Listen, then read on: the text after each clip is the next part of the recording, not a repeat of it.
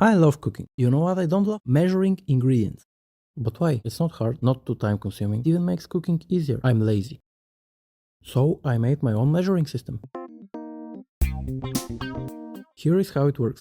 In the traditional measuring system, you have all these fancy units: kilograms, milliliters, pounds, ounces, or volume-based measuring systems like cups, bowls, glasses, spoonfuls, and so on. And let's not forget that to use these lame units, you need a whole arsenal of measuring tools. Oh, look at me, I have a measuring cup. I have eyes. In my measuring system, we don't need any of that. Well, except for the pinch, because some things are just sacred. Instead of these conventional units, we use a cover. Brilliant, I know. So, how it works. For dry ingredients, a cover means filling an empty cookware, like a bowl, so that the bottom is completely covered with a little extra above it. Now, I know this may sound confusing, but bear with me. A cover in an empty bowl looks like this. The bottom is fully covered, plus a little more. And now some people might be thinking, but what does a little more mean? That's subjective. To those people I say, use common sense. A little bit more means more than just the bottom, but not reaching half full. So anywhere between this point and this point, not that hard. If you need more than just one cover, you use a double cover. Just put double the amount or a little less than double, which we call half a cover from now on. If you need less than one cover, you use a light cover, just covering the bottom. Need even less? Use partial cover, covering only part of the bottom. Now, I know this was a lot to take in, but now comes the complicated part. So now we know how a cover works when adding ingredients to an empty container. But what if something is already inside the container?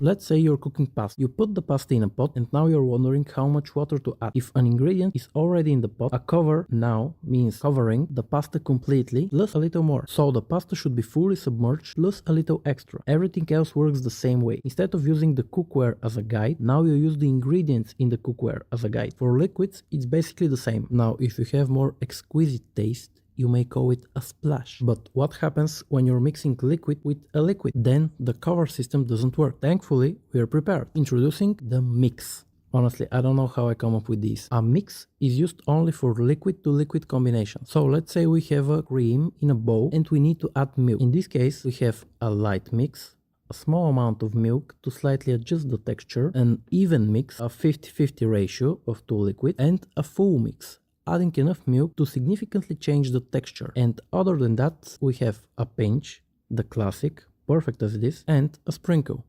Pretty self-explanatory. So a simple bread recipe with this system will look like this. And that's basically it. A measuring system without much measuring and without the need for those things. Ew. Now, some people might ask, okay, but can you make something more complicated, like pastries or anything requiring precise measurements? Yes, you can make them.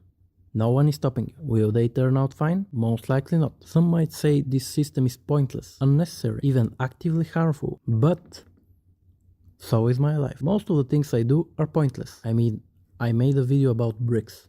What did you expect? But I do them anyway. I even put them on the internet for strangers to see. Why? No idea. That's just what I do. Pointless things for the fun of it.